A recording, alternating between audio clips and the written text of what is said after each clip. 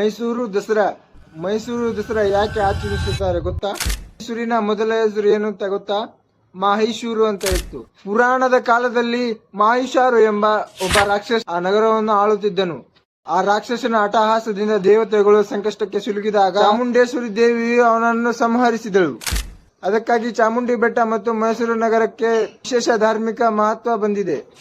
ಇತಿಹಾಸದ ದೃಷ್ಟಿಯಿಂದ 1610ರಲ್ಲಿ ರಾಜ ಒಡೆಯರ್ ಶ್ರೀರಂಗಪಟ್ಟಣ ಆಡಳಿತವನ್ನು ಮೈಸೂರಿಗೆ ವರ್ಗಾಯಿಸಿದ ನಂತರ ದಸರಾವನ್ನು ರಾಜಮನೆತನದ ಉತ್ಸಾಹವಾಗಿ ಆಚರಿಸಲು ಆರಂಭಿಸಿದರು.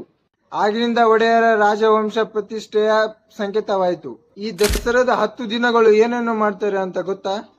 ಅರಮನೆಗೆ ಸಾವಿರಾರು ದೀಪಗಳಿಂದ ಅಲಂಕರಿಸುತ್ತಾರೆ. ಸಾಂಸ್ಕೃತಿಕ ಕಾರ್ಯಕ್ರಮಗಳು, ನೃತ್ಯ, ಸಂಗೀತ ಅವೆಲ್ಲ ನಡೆಯುತ್ತವೆ. ಕೊನೆಯ ದಿನ ಜಂಬೂ ಸವಾರಿ ನಡೆಯುತ್ತದೆ. ಜಂಬೂ ಸವಾರಿಯಲ್ಲಿ ಅಲಂಕರಿಸಲಾಗದ ಆನೆಯ ಮೇಲೆ ಚಾಮುಂಡೇಶ್ವರಿ ದೇವಿಯ ಮೂರ್ತಿಯನ್ನು ಮೆರವಣಿಗೆ ಕರೆದುಕೊಂಡಿರುತ್ತಾರೆ.